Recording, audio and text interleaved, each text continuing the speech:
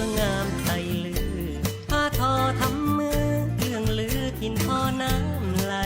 เมืองจริงม่วนพระธาตุภูปอยอใจเมืองปงพงไพรน้ำยมใสไหลเย็นผู้สร้างแถวทางไปสู่เมืองลาวเมืองจุนปูเขานกยูงไก่ฟ้าหาคู่เมืองแม่ใจยิงน้องเล็กทรายไหลดอกคำไทยโฉมตรูผู้คนล้วนจิตใจงามเมืองพะเยานั้นมันขึ้นม่วนแต่เนื้อของฝากรอเธอปลาส้มผักโตชวาพระเจ้าตนหลวงบวงสรวงงามเมืองพะยาหากว่าผู้ใดศรัทธาไทยมาขอฮือโจ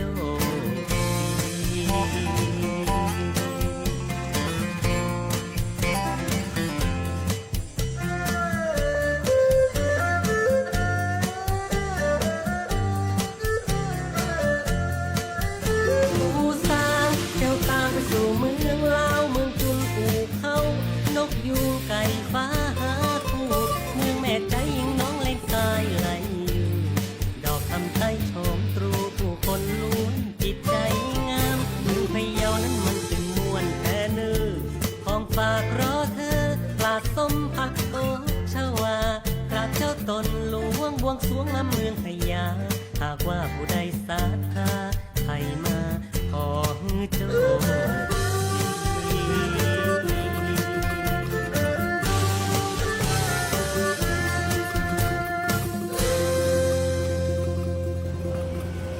สวัสดีเจ้า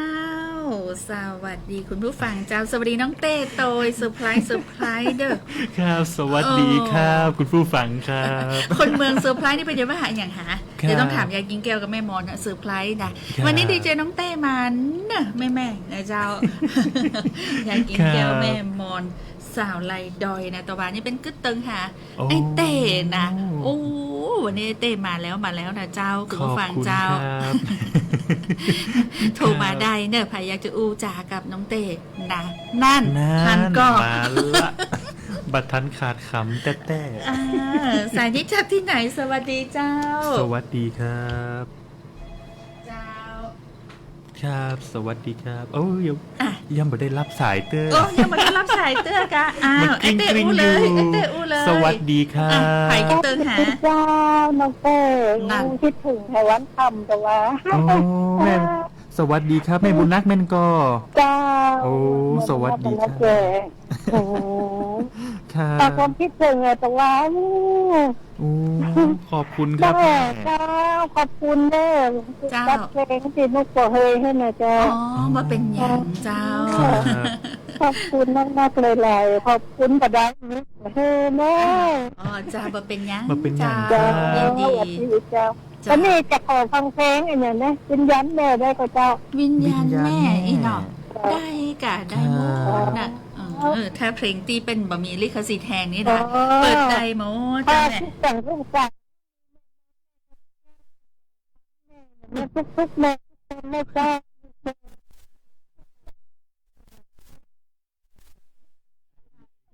ใจเอาดีเจ้าแต่มันจำเสียงได้เลยนะแม่บุญนักอีโนโอ้เจ้านั่นก็ในความคุ้นเคยอันนี้มาสายแรกนะแทนที่จะเป็นยายกิงแก้วเนาะวันนี้ยายกิงแก้วกดบัตันละเจ้าน้องเตมันเนอะยายแก้วเนอะใส่ยายแก้วนี่ถ้าไม่ได้ฟังนี่ถ้าฟังนี่โทรมาแล้วนะหรือว่ามีอย่างเดียวก็คือว่ากดจนกันสายซ้อนกันเอียนะกลายเป็นว่าแม่บุญนักมาก่อนเนาะในก็ขอเพลงมาแล้วของสบายๆนะเราก็จะเปิดสายคุณผู้ฟังโดยอู้จากันได้หน้าไมล์หลังไมล์054-224-556เนอะวิญญาณแม่อีเนาะนั่นยังบัตรได้เปิดมาแหมสายให้จะได้เปิดสายทั้งชั่วโมงสวัสดีเจ้าสวัสดีครับมาแล้วน้องเต้เสียงหวานน้องเหี่ยวเสียงน้องเหี่ยวคนงามเสียงหวานจับใจหวานแต้ๆเลยอันนี้ที่ไหนจากไหนตังใดเนาะนะจำกันบ่ได้กานั่นใครนั่นแม่สีนวลกัน เจ้า โอ้ โอ้ แม่สีนวล แม่สีนวล บ้านหม่อนเขาแก้วคนงา น้องเต้ ม มาแอลแอมกะ น้องเต้มา ครับ ช่วยจัดรายการนี่แล้วพอแฟนรายการนี้ก็เติงหาทนกระแสบาไหวต้องมาเจ้า แล้วไม่เหรอ ทนความคิดถึงหาบ่ไหวครับ นั่นไอ้เต้ก็เติงหา อยู่บ้านคิดถึงทุกคนเลยครับ นั่น ถึงก็คิดถึงเสมอเด้อ ขอบคุณครับ เจ้า แล้ววันนี้แม่ขอฟังเพลงอย่างมันเตอะได้ก็ ได้จ้า โอ้ได้เลย ได้หมดเนาะ เจ้า ครับ มอบให้เพลงทุกๆคนเด้อ ขอบคุณครับ เจ้า เจ้าขอบคุณเจ้า อืม จบทุกคนเด้อ เจ้า เช่นกันครับ เจ้าเจ้า เจ้าอันนี้คือ รับ แม่สีนวลบ้านมอนเขาแก้ว น้องเต้บ้านที่เป็นปันมอดินนี่เนี่ยที่หลายเนี่ยหลายพี่ใจเลยพี่ใจไปนี่เลย อ๋อ โรงพยาบาลค่ายไปน่ะ แล่ บ้านมอนเขาแก้วที่เป็นมีหูบมอดินใหญ่ๆให้แล้วเนาะ ครับ จะเป็นปันมอน่ะ โอ้ อ่ะ น่ สายที่ เอว สาม ขนาด เป็นภัยที่ไหนต่างใด สวัสดีครับ สวัสดีเจ้า ผมสวัสดีครับ เจ้า แบบพระบาทครับ อ๋อ จากพระบาทเจ้า ครับไอหนุ่มพระบาทนี่เอง เจ้า ขอฟังเพลงตกต้องการกับก้าวหมูน้อย ปอกก้าหมูน้อย อ๋อได้เลยครับปอข้าวหมู เจ้า น้อย ขอบคุณครับ เจ้าหน่อยอันอย่างเพลงที่ขอมานี่เดียวเราพอแล้วว่าช่วงนี้ช่วงวันเนี้ย ครับ ช่วงรายการของเขานี่ไลฟ์สดโดย ก็ถ้าเกิดเปิดได้ลิขสิทธิ์บะแหงนี่เขาเปิดให้อยู่ละแต่ถ้ามาได้ยินเพลงตัวเก่านี่คือต้องสู่มาตัวนั้นแสดงว่าลิขสิทธิ์ของศิลปินคนนั้นแห้งเนาะถ้าเกิดว่าเปิดไปเนี่ยก็จะถูกปิดเสียงในบางประเทศ แต่เปิดมันนี่ก็คือว่าเพจจะปิว ครับ อันนี้ต้องบอกคุณผู้ฟังหน่อยหนึ่งอ่ะสายนี้จากที่ไหนต่างใดสายที่สี่หน้าไม้สวัสดีเจ้า สวัสดีครับ มาแล้วมาแล้ว นั่น กดประตันเพิ่นเนาะ ไม่ใช่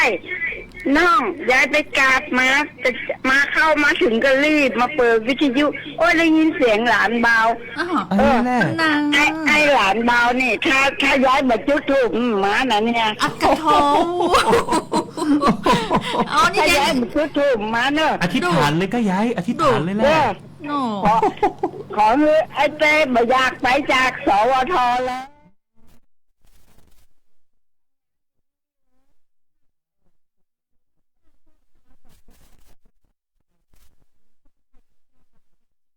เด้เลยนะ ป้า ฮะ แอวก็เหงานะใจ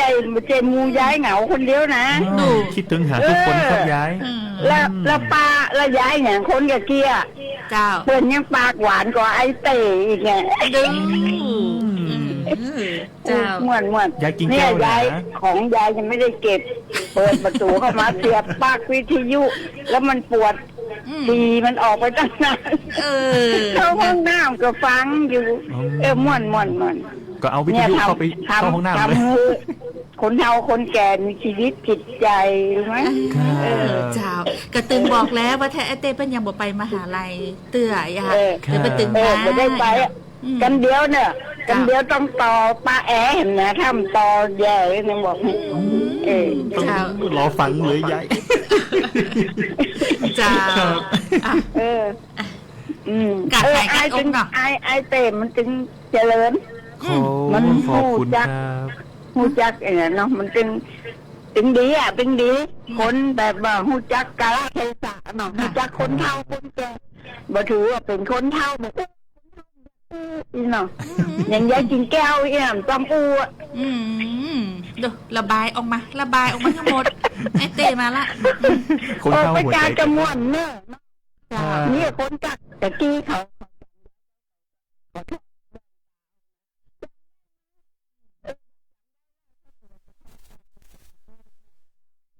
คนบ้านหมากบ้านสาย ม่วนเนาะ จริง เที่ยวไป ๆ ไหนนี่เหมือนกัน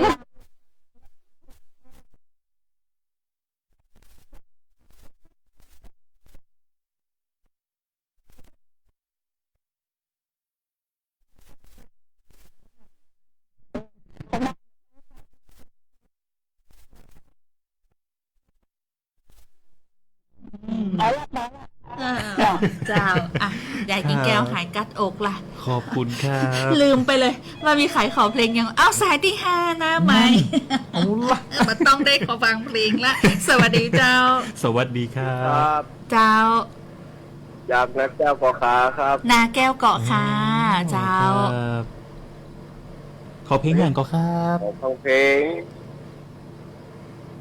ไอ้ไหนก็ลำแก้บนได้ก่อน รำแก้บนเนาะ รำแก้บนนี่เป็นเพลงกำเมืองก็นี่ครับเคยเปิดเนอะเดี๋ยวก็ต้องพอก่อนเนอะ ครับ เจ้าได้กะ เออ เจ้า ทุกเกี่ยวทุกสายครับ โอ้ขอบคุณครั ครับ บ สวัสดีครับ สวัสดี สวัสดีครั อ่ะ บ ถ้าทายสมาชิกแฟนเพจที่ติดตามต่างเพจสวทลำปางกรมประชาสัมพันธ์ที่เฮาไลฟ์ต่อยคุณมนชนกอนันตวราสวัสดีเจ้าดีเจแอลดีเจน้องเต้ สวัสดีครับ และเจ้าคุณอเม้งเมืองรถม้ากับสวัสดีครับน้องแอลน้องเต้ ค นะ รับสวัสดีครับ อ่าคุณสง่าลุ่มน้ำวางสวัสดีครับน้องแอลน้องเต้นะ โอ้ขอบคุณครับ สวัสดี ขอบ ค คุณ รับ จัดนะครับที่ได้มีแฮมนักเลยที่เป็นกดไลค์กดฟังอยู่ประเดี๋ยวนี้นะครับ นั่นลุงจ้างก็มาครับป้าแอว อืม คุณแสนโนชัยวงศ์นี่ คุณสัน คุณสันโนชัยวงศ์ อูจือวิมพิษเนอะนะไม่แซ่เคียนคนเดียวเนอะลุงจ้างเนอะเจ้าลุงสันย่อมาจากสนันนะกะ อ๋อสนันสัน เอาละลูกก็ลูกบ่าวบ่ใช่หลานบ่าวอูจือลุงพิษเนอะนามแฝนามปากกาเนอะอันนี้ก็ไม่แซ่เคียนคนเดียวเนอะคนเมียงไม่ได้ไม่แซ่คนเดียว ติดภาษาอังกฤษ ติดภาษาอังกฤษ อ๋อพอมันอ่านแต่อ๋อ สัน สันครับสันโนชัยวงศ์ลุงจ้างครับ ไม่แซ่เคียนเนอะ ครับ อ่ะแล้วก็คุณผู้ฟังแฟนรายการตะกี้ขอเพลงก็วิญญาณแม่เอกา ครับจากแม่บุญนักวิญญาณแม่ครับ แม่บุญนักเนาะอ่ะพอเปิดเพลงก่อน แล้วก็ถ้าเกิดว่าไผ่จะโทรกะโทรได้ หรือว่าจะรอหน้าไมค์กะรอเพลงจบปุ๊บเนอะคุณผู้ฟังเจ้า ครับ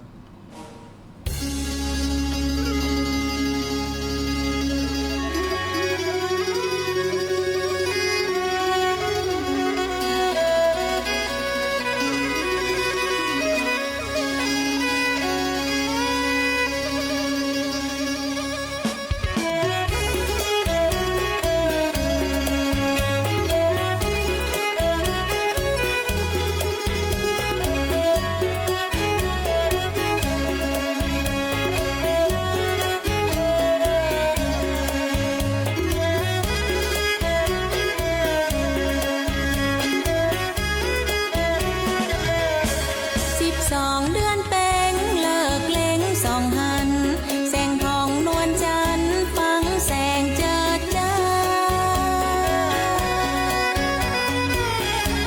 เป็นวันปล่อยผีหนีออกจากป่าจ้ายงนาลาจาท่านคุณนาปล่อยไปปล่อยเพศขึ้นเมื่อบ่ฮือมันเหลือภัยคือพลิกคืนไปในจองห้องไปรับของกินทานจากวงวานปีน้อ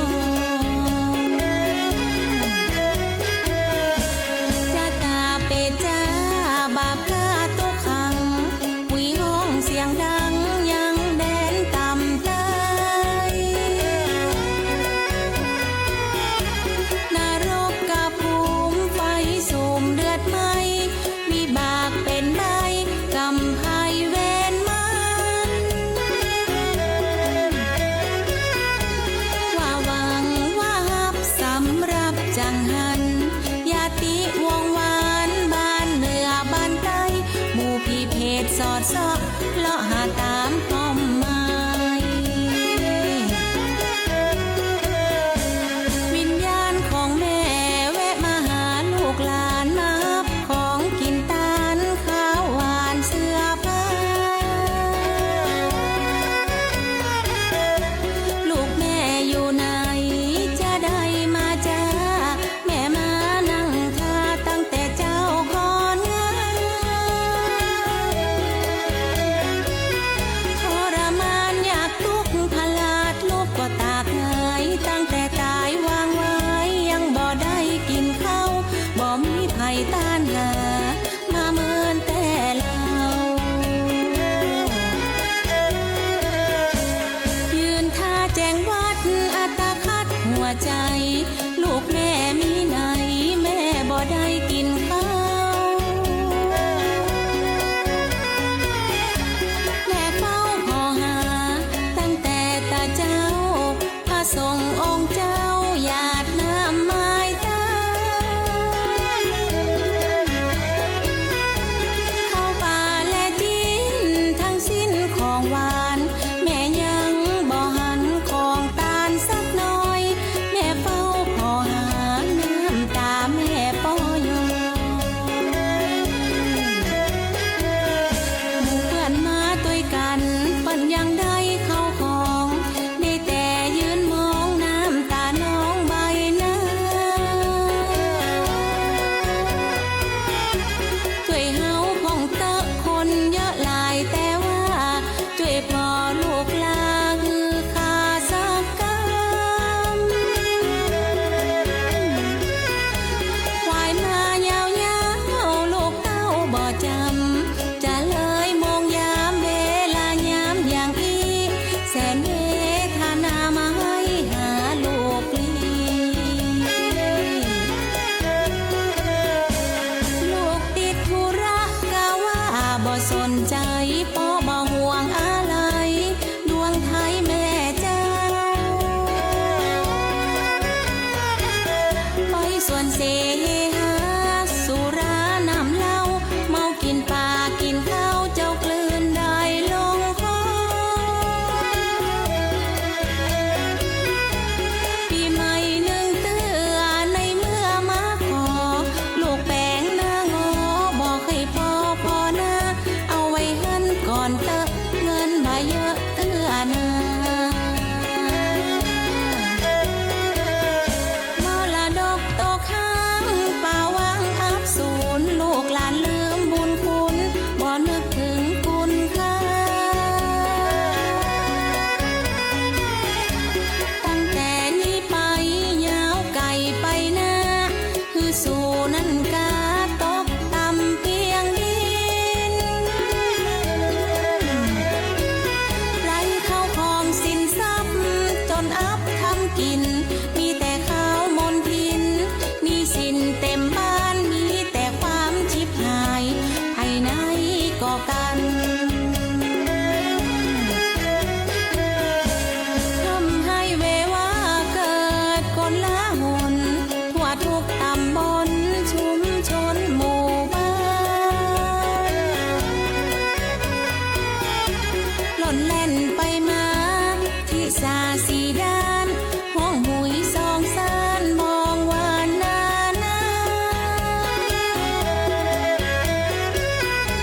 ท่านชายมพิบาลต้อยตันมาหาจับมัดกายาส่งโลกาลมไต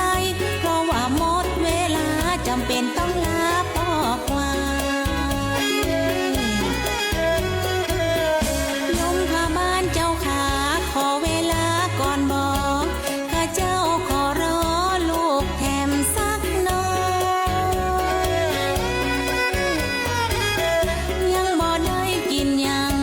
สักเต้าเกิงก้อยน้ำหวานน้ำอ้อยน้ำย้อยปลายใบเก็บใบตองมาเลียเปิ้นทำเหียหล่นหายกินแค่กะหายในใจมนเศร้าน้ำตาย้อยหยดมันเหลืออดแต่เรา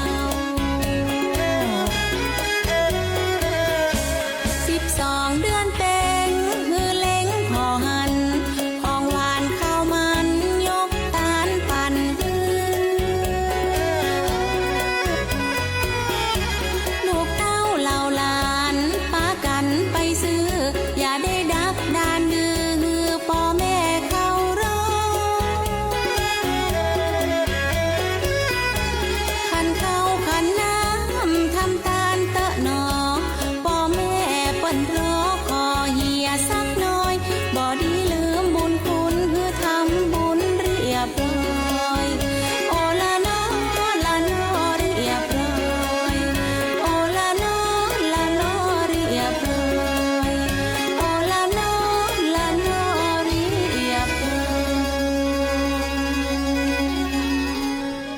7 นาที 55 วินาทีเพลงนี้นะ โอ้ครับ ซอวิญญาณแม่นะแต่ว่าใจแม่บุญนักนี่ถ้าจะไปเปิดวันเสาร์วันอาทิตย์เพื่อนนะ ครับ เหมือนกับว่าได้พักไปอ่ะภายที่รออูจ๋าหน้าใหม่ 054-224-556 ได้เลยเนอเอินมาได้เลยเบอร์นี้เบอร์เดียวนะเจ้า ครับ เนาะอยู่ที่ไหนก็ฟังได้ฟังชัดทั่วไทยฟังได้ทั่วโลกนะเนาะตะกี้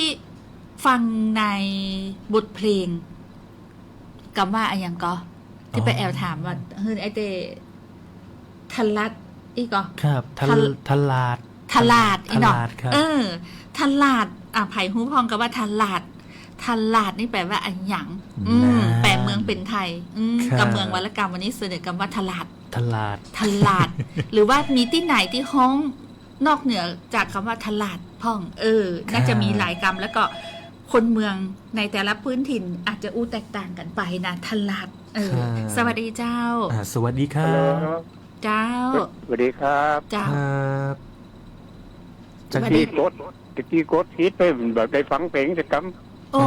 กดพิษไป แล้ว ำกดฮิต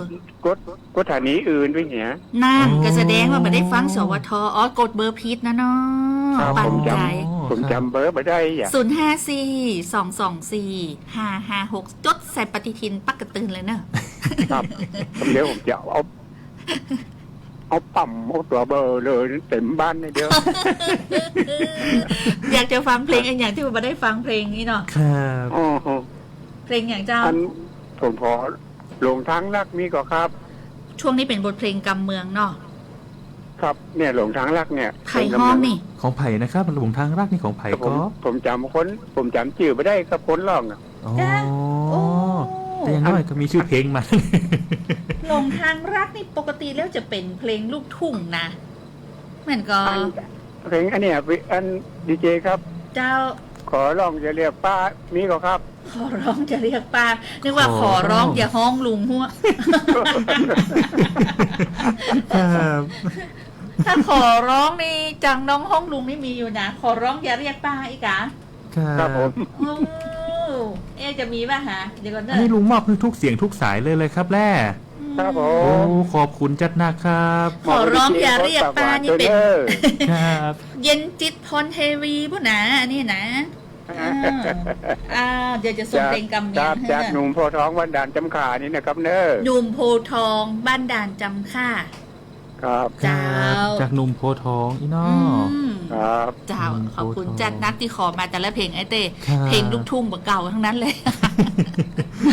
จะเปิดได้ก่อนดิเพราะว่ารูปแบบรายการของเขาเนี่ยเป็นการเปิดเพลงที่เป็นบทเพลงกำเมือง จะเป็นลูกทุ่งกำเมือง ศิลปินคนเมืองเขาเปิดหมดเลยเนาะ เพราะว่า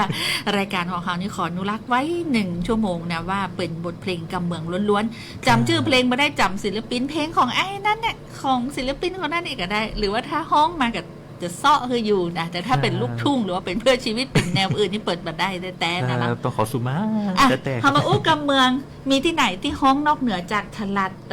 ก็ลืมไปละ ทลาด ทลาด ทลาด ห้องมีที่อื่นห้องนอกเหนือจากคำว่าทลาดห้องก่อน ค่ะ อ่า นะ ทลาดลูกเพิ่มเติมมาหน่อย นะ ทลาดนะคำว่าทลาดนี่คืออันอย่างถ้าแปลเมืองเป็นไทยเนาะมักจะใจกู้คำว่าทลาลงทลา อ๋อ ทลาดหรือว่าทลา ครับ ถ้าจะอู้ถึงว่าฮือหันอากาศเนี่ยแบบว่าปุ่งตัว อ๋อ ปุ่งตัวออกไปทลาดทลาดหรือว่าทลา อ๋อ ฮือหันภาพชัดเจนนะครับ ระหว่างกับเมืองกับไทยเนาะแบบปุ่งตัวออกไปตั้งหน้าทลาดลุกกับฟังลุกขึ้นอีกนะ บางคนก็โอ้พอจะดีแบบเกิดอุบัติเหตุวะนะครับ บางคนก็ทลาลงไปอีเนาะคือเหมือนกับอาการทลาเดินเร็วๆหรือว่าฟังลุกฟังเดินอย่างเงี้ย ครับ เนี่ยคือห้องว่าถ้าทลาดลุกเนี่ยเหมือนกับเพลงในซอวิญญาณแม่เนาะกับโอ้ปอจะดีแบบปงสะโอวะนะกะ กำเมืองมาแหมอากรรมละปงสะโอ คือกันพุ่งไปตั้งหน้าอยากจะทำให้เขาเนี่ยเกิดอุบัติเหตุได้โดยเฉพาะผู้สูงวัยนะ เพราะฉะนั้นบัดนี้ฟังนะครับนอบัดนี้ไปฟังบัดนี้ไปเข้าใจบัดนี้มีขายห้องนอกเหนือจากคำว่าทลาดพ่อง ครับ ทลาดทลแลดทลาดทลแลดทลเลิศอีมีก่อนมีที่ไหนห้องอย่างอื่นมีพ่องก่อนสวัสดีเจ้าสวัสดีครับ สวัสดีเจ้าที่ว่าตลาดนี่ก็เป็นว่าอันฝั่งลูกอย่างเร็วไอ้จ้ะนั่นนะกะปุ่งเร็วเนาะฝั่งลูกฝั่งหนังโบยเนาะตลาดลูกคืนเนาะห้องตลาดเหมือนกันเนาะฝั่งลูกอย่างเร็วเนี่ยตลาดจะไปฟังลูกจะไปฟังที่เป็นว่าจานเนาะคนยังเป็นว่าทุกฝั่งลูกอย่างเร็วได้จะประเด็นใช่อย่างไอ้จ้ะเดี๋ยวไปตั้งบรรณาเจนะเจ้าก็คือว่าสรุปแล้วคำว่าทลาดคือทลาคือการปุ้งตัวเนาะทลาดลูกกับฟังลูกอย่างเงี้ยทลาไปหรือว่าพุ่งตัวไปเนาะลื่นทลาเนาะลื่นทลาคือว่าลื่นจนตัวปุ้งไปตั้งหน้าเนี่ยคำว่าลื่นทลาเนี่ยนะเพราะฉะนั้นทลาโอ้ใกล้เคียงกันเนาะใกล้เคียงเลยครับโอ้เจ้าคุณผู้ฟังลืมวางสาย มีเหมือนคนโทรเข้ามาแล้วก็ไปลืมวางสาย054-224-556เนี่ยวันนี้ไอ้เต้มีสุภาษิตกำเมืองมาฝากคุณผู้ฟังอะไรอย่างคะครับคุณผู้ฟังครับวันได้ปะกันมือต้องสื่อสินทีละนาเดี๋ยวก่อนนับวันหรือนับชั่วโมงเอาไม่ได้ปะกัน2วันอีกอ่ะไม่ได้ปะกัน2วันวันนี้ดีเจเต้นำสุภาษิตดีๆมาฝากท่านผู้ฟังคำนี้นะครับเจ้าเอาละท่านผู้ฟังต้องบอกว่าเป็นเรื่องที่ต้องเตือนกันแต้ๆเลยเรื่องอย่างตกตาเปิ้นเป็นดีไข้หัวตกตาตัวเป็นดีไข้ให้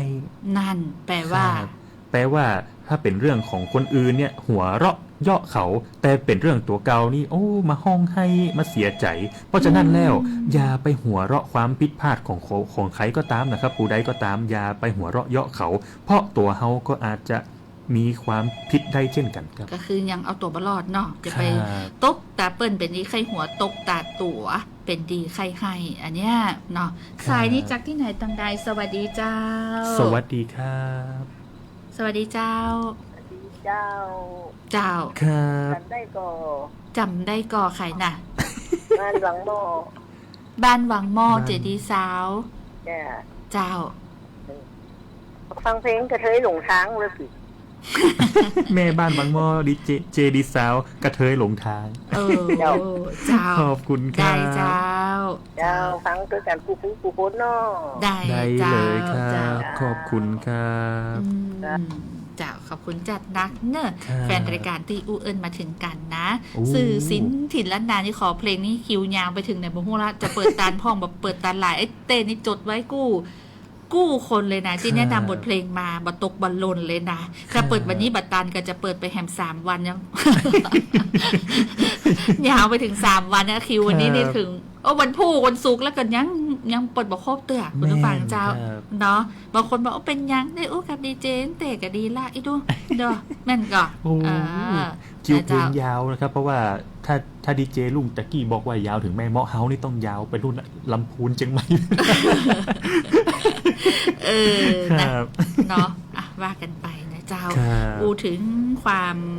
สวยสดงดงามของดอกไม้สีสันธรรมชาติในช่วงนี้นี่นะพญาเสือโคร่งดูเป็นบอกปุ่นแถวแยกแม่กลนี่นะหายได้ไปตังเจียงไฮ้นี่นะฟินแน่นอนละนะไปกับยิ้มไปนะดอกพญาเสือโคร่งนี่นะบานแล้วนะที่เจียงไฮ้แต่บ้านเฮาเนี่ยจะเป็นอันอย่างจ้าคุณผู้ฟังเจ้าที่เฮาจะเชิญชวนแขกแก้วได้มาเยือนนครลำปางนักนี่นะเรื่องของกินล้ำนี่นักอยู่ละเดี๋ยวก่อนเนอร์สายนี้จากที่ไหนสวัสดีเจ้าสวัสดีครับสวัสดีครับผมเจออารมณ์ดีเจ้าปาเหียงครับบ้านปาเหียงสวปาเหียงสวปาเหียงเจ้าสวัสดีครับเจ้าอันนี้เอาเพลงสายเหินฟ้านะครับเรื่องมันบาเป็นเรื่องมันบอกเป็นเรื่องอีเนาะเรื่องมาเป็นเรื่องได้บัตรตันเนี่ยกล้าสีเสียงนักกันเนาะมาเป็นยังก็ได้ตังค์ใช่ไหมเจ้าได้เจ้าอย่างดีเจ2 คนก็ดีใจแล้ว ขอบคุณครับ ขอบคุณจัดนักเนอร์ ครับผม เจ้า ครับผมส บ้าน ว ป่า ไป เหียง ยังสวัสดีครับผม ส ส ว วัสดี ป่า ครับ เหียงเจ้า ขอบคุณจัดนักนะพอไอเต้มานี่นะโทรสายแบบว่าปอจะไม่นะเพราะแต่ว่าไปแอลกับมาได้ไลฟ์ โอ้วันนี้ความคิดถึงมาหาเต็มๆเลยนะครับวันนี้นะ สวัสดีเจ้า สวัสดีครับ สวัสดีเจ้า สวัสดีครับ เป็นจะไดเป็นบะอูเนาะ หรือว่าสายรุดไปเนาะ สายรุดไปอ่ะ ครับ เดี๋ยวว่ามาใหม่เนอะไอเต้อูไปก่อนไอเต้อูไปก่อน มาเป็น อะ อย่างครับ ถ้าหากสายรุดจะได้นี่ก็เข้ามาใหม่ได้ 054-224-556 ครับที่ว่าอุปกรณ์นี่ก็คือว่าตอนนี้นะครับ เพราะว่าดีเจเต้มีเรื่องอยากจะมา ฝากความคิดถึงคิดหาทุกเสียงทุกสายครับมาได้ปะกันเหมือนนะครับ เพราะว่าต่อดีเจเต้นี่จบหลักสูตรฝึกงานตั้งแต่วันศุกร์แล้วนะครับ แล้วก็วันนี้มันความคิดถึงคิดหาทุกเสียงทุกสายนะครับก็เลยอยากจะกลับมานะครับผมถึงแม้ว่าเราจะจบหลักสูตรแล้ว แต่วันนี้ดีเจเต้ ก็อยากจะมาทักทายคุณผู้ฟังก่อนจะกลับไปที่มอพะเยานะครับคือว่าเราก็เป็นนิสิตปีที่4ละวันนี้ก็ฝากความคิดถึงมาหาปีทุกท่านนะครับขอขอบคุณปีสวทลำปางนะครับแล้วก็ทุกเสียงทุกสายนะครับเอาละครับสายหน้าไมค์วันนี้มาละสวัสดีครับ สวัสดีเจ้า สวัสดีครับสายหน้าไม้สวัสดีครับจากไหนครับ โอ้แต่น่าจะสายรุดไปแล้วครับ บอกเป็นอย่างครับ ครับจะได้เดี๋ยววันนี้ช่วงนี้เราไปฟังเพลงพักฟังเพลงกันก่อนนะครับผมแล้วก็ขอขอบคุณนะครับปีสวทลำปางทุกท่านอีกครั้งพออัญชันสอนระล้ำแล้วก็พี่สวทลำปางตีหน้าฮักทุกท่านเลยครับตีมอบโอกาสคือดีเจเต้ครับสำหรับวันนี้เดี๋ยวเราไปฟังเพลงกันก่อนเนาะท่านผู้ฟังครับ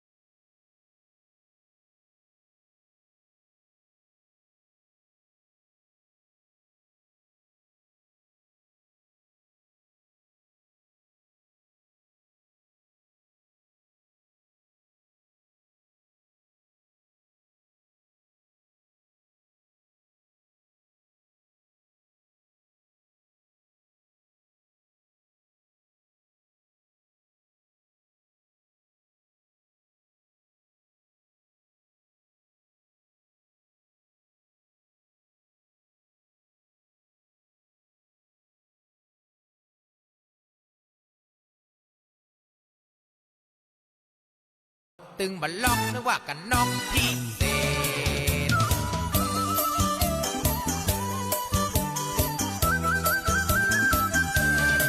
หัวตั้งบนบ่มีคนนะสีดำหัวตั้งบนบ่มีคนนะสีดำนะมันย้ายมาต่ำมาโดกดำตั้งลุ่มเป็นยุ่งเป็นยุ่งเป็น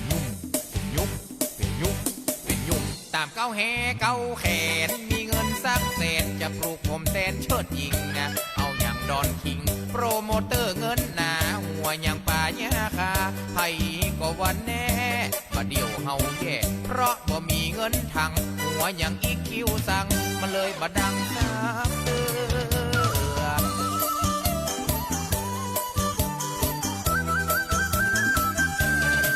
หัวตั้งบนบ่มีคนนะสีดำหัวตั้งบนบ่มีคนนะสีดำนะมันย้ายมาต่ำมาโดกดำตั้งลุ่ม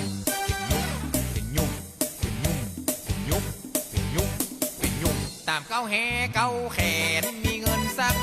จะปลูกผมแสนเชิดยิงนะเอาอย่างดอนคิงโปรโมเตอร์เงินหนาหัวอย่างป่าหญ้าคาไผก็วันแน่มาเดียวเฮาแย่เพราะบ่มีเงินทังหัวอย่างอีคิวสั่งมาเลยบ่ดังสักเตือ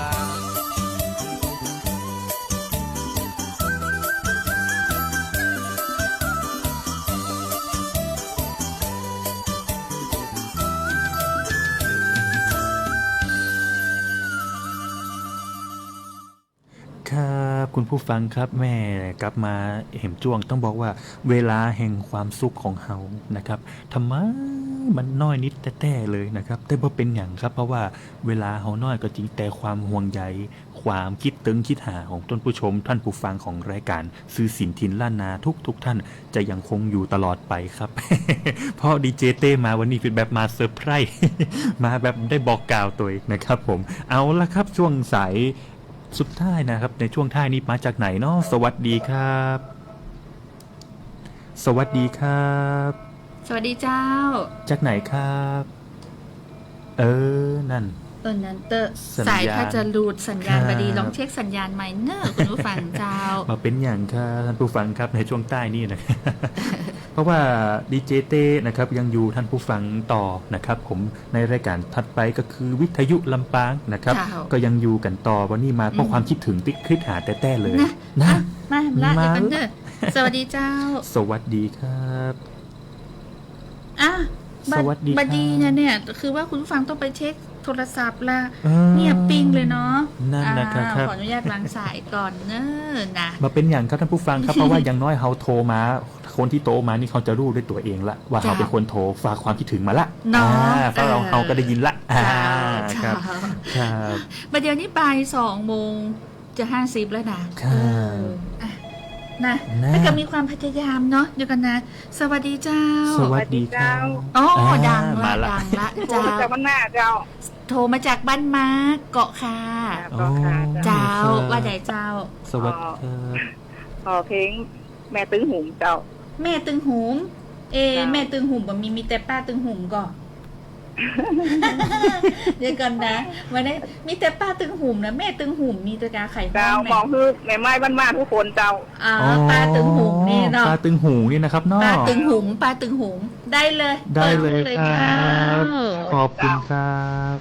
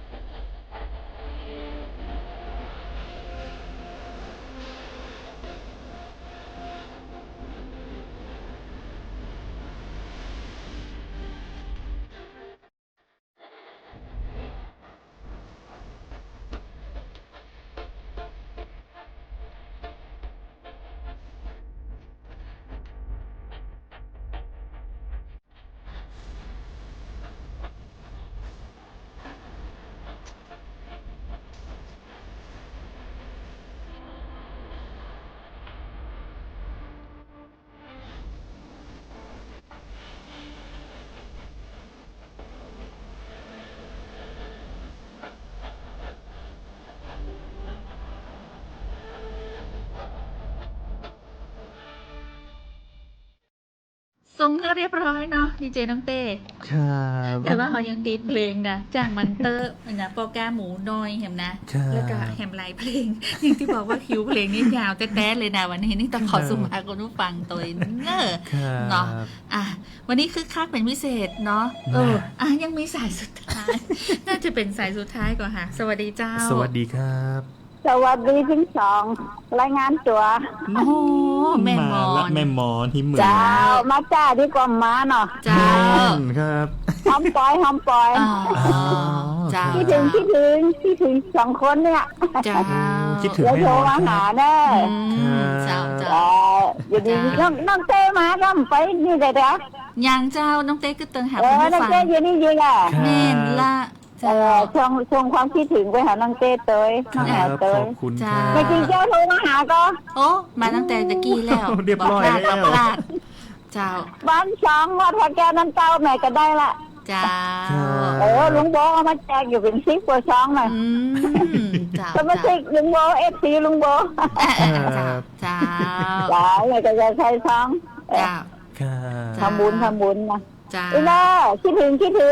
โอ้ หอมปอยเจ้า คิดถึง สวั แม่ ส ม ดี อนค เจ้า รับ สวัสดีครับ ความคิดเติงหานี่รัก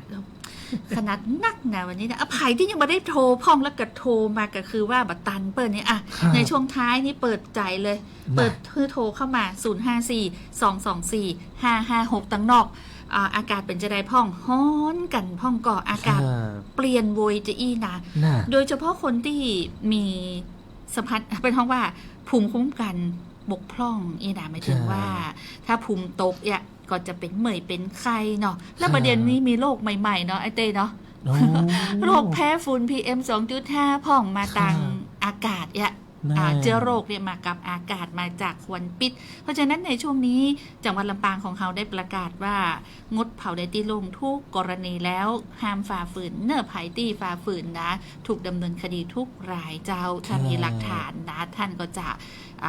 ต้องถูกดำเนินคดี เพราะฉะนั้นพี่น้องเจ้าลำปางช่วยกันเนาะพี่น้องเนาะห้ามเผาเจ้ายุดเผากุยางที่เนี่ยที่มือของเขาเนี่ยถ้าเขาบ่เผาเหี่ยอย่างขี้เงี้ยเขาก็บ่เผาเอาไปใส่ในเสวียนที่เขาสานเสวียนไว้รอบต้นไม้ในบ้านเขาเหี่ยนะหรือว่าในสวนในไร่ก็จะเป็นปุ๋ยไปนะเพราะเขาต้องช่วยกันบัดจะเป็นจะไปกึดเนี่ยแต่ก่อนว่ามันต้องเผาบัดใจเจ้าถ้าเขาบ่เผาเขายังเพิ่มมูลค่าเพิ่มอินทรีย์วัตถุให้กับดินที่ต้องการแร่ธาตุบางทีพื้นที่ดินอาจจะบ่เหมือนกันนะดินบ้านคุณผู้ฟังอาจจะเป็นดินส้มก็ได้หรอดินเปรี้ยวดินส้มบ้านของแอลอาจจะเป็นดินทรายหรือว่าดินลูกรังเนี่ยมันจะต้องขาดธาตุอันอย่างพ่องแร่ธาตุสำหรับดินที่จะทำให้ผลผลิตเทางามเนี่ยดินดีพืชงามนำสุกเนี่ยเพราะฉะนั้นแร่ธาตุในดินก็จะต้องมีความสมดุลโดยถ้าเราเผานาดินก็เสียไปก็จะต้องมาปรับปรุงบำรุงดินแหมนี่นะก็ต้องเพิ่มต้นทุนการผลิตไปแหมนะเจ้าฝากไว้ห้ามเผาเด็ดขาดนะพี่น้องชาวลำปางต้องช่วยกันเนาะพี่น้องเนาะวันนี้นะถ้าจะปอหอมปากหอมคอละหลายคนนี่ถ้าจะหายก็เติงหาดีเจเต้ละเนาะรายการซื้อสินถิ่นและนาก่อนหน้าฮันนี่ก็ต้องขอสุมาตัวเพราะว่าเรามีรายการที่เราจะต้องประชาสัมพันธ์เชิญชวนให้พ่อแม่พี่น้องออกไปใจสิทธิ์ใจเสียงกันในช่วงวันที่8 กุมภาพันธ์ที่ผ่านมากับการเลือกตั้งสสและการออกเสียงประชามติน้อยเต้เนาะก็เลยทำให้เราบ่ได้มาสดหมายถึงว่าบ่ได้ออกหน้าสดๆอีนะฝากไว้กับเสียงบางทีก็ให้ไอเต้จัดแตนพ่องแล้วกับป้าแอลก็ไปจัดในช่วงรายการพิเศษกอติดเลือกตั้งเหียแต่ประเด็นนี้มาละนะแต่ว่ามาพร้อมกับเวลาที่เหลืออยู่ต้องลาคุณผู้ฟังละเวลาอันน้อยนิดนะเดี๋ยวมันพวกไอเต้กันมาแหมบ่ายสองเนี่ยนะไอเต้บอกว่าผมตื่นแล้วป้าแอลบ่ายสองที่ไหนที่ผมตื่นมาเจ้าวันนี้ขอบคุณไอเต้จัดนัดนะเจ้าแล้วขอบคุณคุณผู้ฟังโดยวันพุธมาปะกันใหม่ในช่วงบ่าย2 โมงถึง3 โมงกับสื่อสินถิ่นล้านนานะเจ้าโชคดีมีความสุขกู้คนเนอะสวัสดีเจ้าสวัสดีครับ